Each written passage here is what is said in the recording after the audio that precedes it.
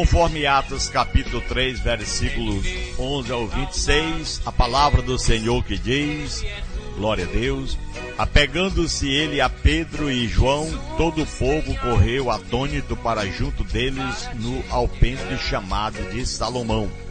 E quando Pedro viu isso, disse ao povo, varões israelitas, por que vos maravilhais disto? Ou porque olhais tanto para nós, como se por nossa própria virtude ou santidade fizéssemos andar este homem?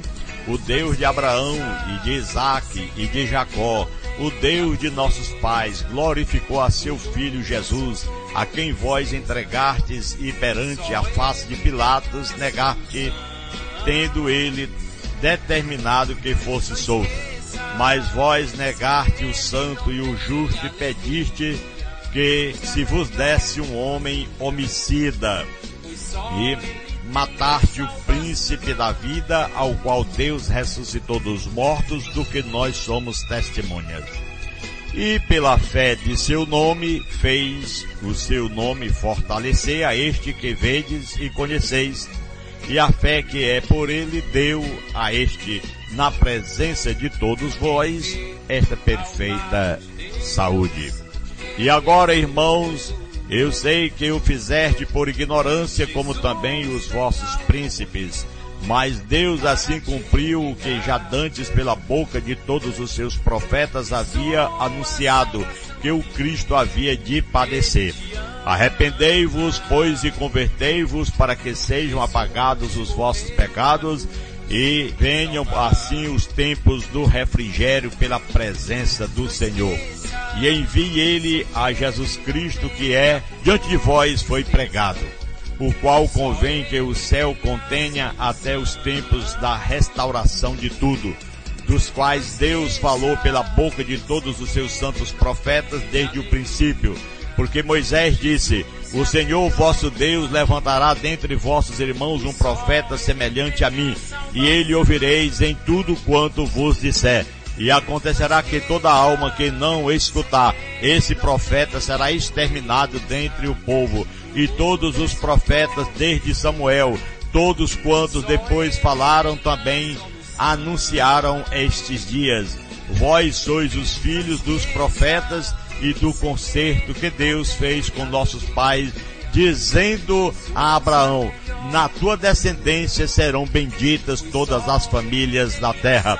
Ressuscitando Deus a seu Filho Jesus, primeiro o enviou a vós, para que nisso vos abençoasse e vos desviasse a cada um das vossas maldades. Atos capítulo 3, versículo 11 ao versículo 26, quando nós observamos aqui a pregação de Pedro após o dia de Pentecoste. Amados irmãos, a expressão do apóstolo Pedro foi, arrependei-vos, pois, e convertei-vos, para que sejam apagados os vossos pecados e venham assim no refrigério pela presença do Senhor. Aleluia! Quando você ouvir uma palavra que não é mencionado o nome de Jesus e nem tem essa consistência bíblica, apenas considere como discurso, não uma mensagem do Evangelho. Porque o Evangelho é o poder de Deus e salvação para todo aquele que crê.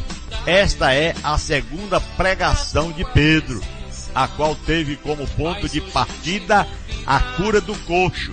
A primeira foi como consequência da descida do Espírito Santo, glória a Deus, mas o espanto do povo aconteceu, ficaram todos atônitos. Pregação no pórtico de Salomão. O coxo, ao ser curado, entendeu, glória a Deus, que agora devia fazer parte dessa nova família que despontava no horizonte. Reconheceu que recebera algo mais valioso do que ouro e prata, pois Pedro disse, levanta e anda, aleluia, isso te dou. Ele aqui mostrou e apegou-se a Pedro e João. Isso não quer dizer que ele necessitasse de apoio físico para se manter em pé, como afirma alguns expositores da Bíblia, mas que se unira aos apóstolos. Então o objetivo de Pedro, a cura do coxo, foi um sinal que deixou o povo atônito. Isto é, glória a Deus, estupefato. pela magnitude do Evangelho. O objetivo de Pedro, como nós vemos aqui, o dos pregadores do longo dos séculos, era trazer os pecadores a Cristo. Este era o objetivo. A atenção do povo estava voltada para Pedro e João. Todos acabaram de testemunhar uma operação sobrenatural. Todos conheciam o coxo. Viam agora saltando, louvando e glorificando a Deus. Estranho, aquela comunidade não podia discernir a fonte desse poder. É estranho. Você vê alguém tão fraco e de repente, em o nome de Jesus, diz para alguém que está enfermo e determina que ele fique bom, saudável, e ele fica, e aí a pessoa diz, foi fulano. Não fomos nós que fizemos. É o poder do Evangelho. Apenas falamos em o nome do Senhor, porque fomos autorizados por Ele a fazer esse trabalho. Ide, pregai o Evangelho a toda criatura, quem crê e for batizado será salvo, porém quem não crê será condenado. E estes sinais seguirão os que creem. Em meu nome expulsarão demônios, falarão novas línguas, colocarão as mãos sobre os enfermos e os curarão, e se beberem algumas coisas mortíferas não lhes farás dano algum. Isso é no nome do Senhor. Então, o Deus de Abraão, como ele disse, essa estratégia também foi usada por Paulo. Os judeus se interessam quando se começa a falar de seus antepassados. Mateus, no seu evangelho, usou também a mesma estratégia. Livro das pregações de Cristo Jesus, filho de Davi, filho de Abraão, conforme Mateus 1:1. O cristianismo está, meu irmão, intimamente ligado ao judaísmo. Deus que Pedro pregava era o mesmo dos judeus. Deus de Abraão e de Isaac e de Jacó, o Deus de nossos pais. Então, com a ressurreição de Jesus, que é a coluna vertebral do cristianismo, o nome do Senhor. Aleluia.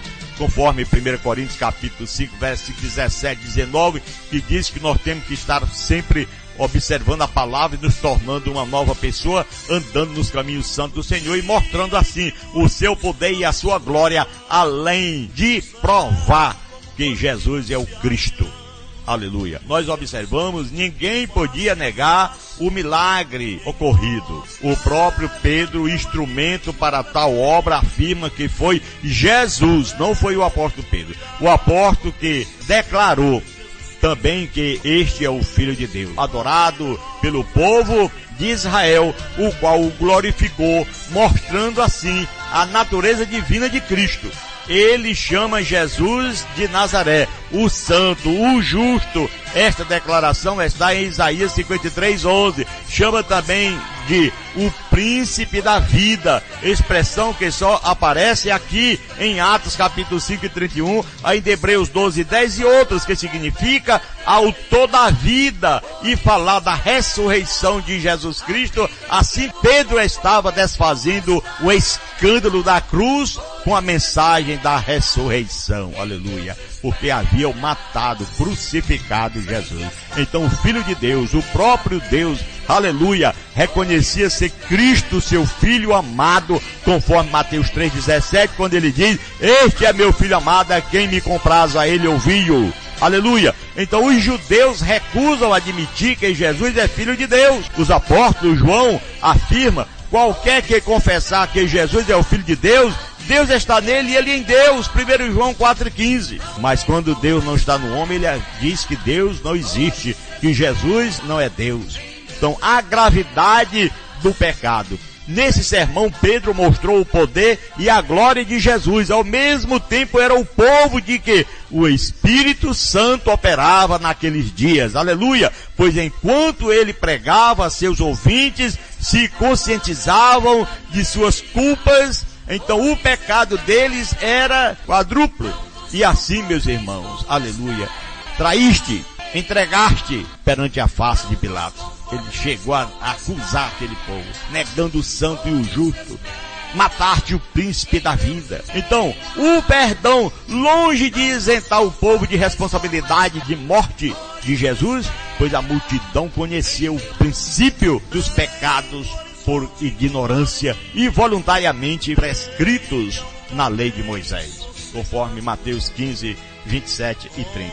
Então o apóstolo agiu desta maneira para mostrar que Deus estava oferecendo perdão, pois não quer que ninguém se perca. Deus não quer que ninguém se perca. O apóstolo Pedro diz: arrependei-vos, pois, e convertei-vos, versículo 19.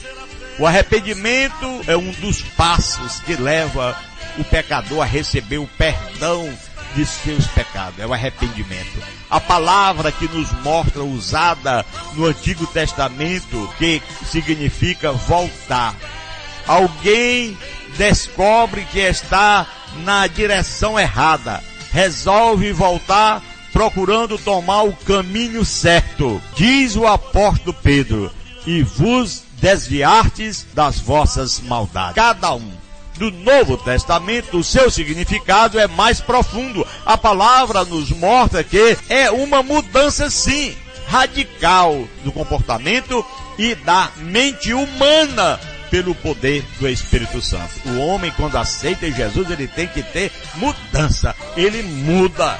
Ele é uma pessoa nova quando ele aceita de coração. Então, tempos de refrigério e diz respeito à dispensação da graça ou do Espírito Santo. Aos que receberam o perdão dos pecados, o Espírito Santo trará o refrigério pela presença do Senhor. Isto é, consolo, derramamento do Espírito Santo, bênçãos espirituais e toda sorte de milagres que os crentes em Jesus Cristo recebem.